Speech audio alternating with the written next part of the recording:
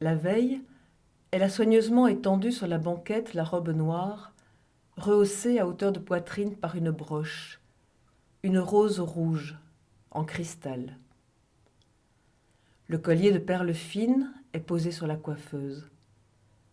Les escarpins en velours noir sont encore dans leur boîte, entourés de papier de soie, tête bêche.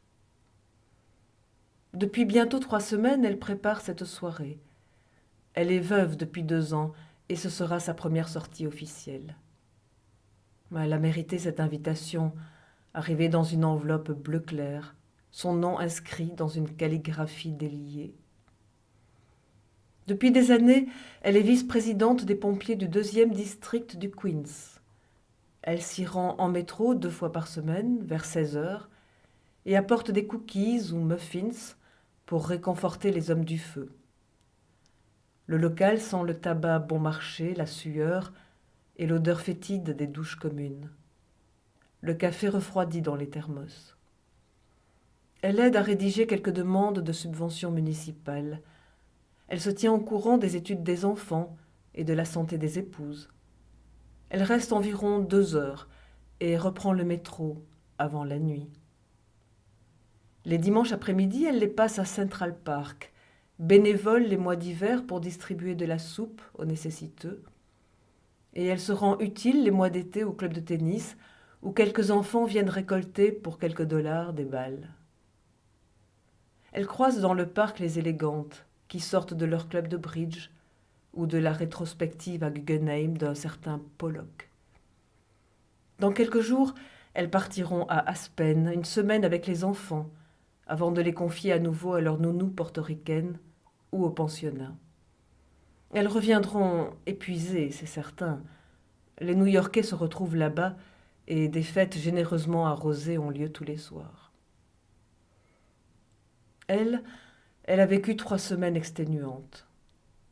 Les essayages chez le tailleur, la recherche d'escarpins assortis, élégants mais confortables. Elle a nettoyé avec soin et chagrin son rang de perles fines, cadeau de fiançailles de son défunt mari. Pour le matin même, elle a programmé rendez-vous chez le coiffeur et la manucure. Le taxi sera appelé par le portier pour 19 heures précises. Dans l'après-midi, avant de se préparer, elle aimerait faire une petite sieste, mais sait déjà qu'elle n'en sera pas capable. Trop de choses à penser, se souvenir du nom des gens, ne pas se tromper dans les verres ou les couverts. Sera-t-elle invitée à danser? Une lumière franche et dorée tombe sur la moquette beige. La femme est assise au bord du lit. Elle porte un peignoir couleur crème, en voile de coton très léger, orné de dentelles sur le décolleté et qui laisse entrevoir ses cuisses dénudées. Aux pieds, des mules dorées. Ses bras sont écartés sur la courte pointe damassée. C'est le corps d'une femme d'âge mûr, la peau claire piquée de taches de son, les rides du cou sont visibles. Elle a eu une nuit agitée, s'est levée, retournée, levée, recouchée.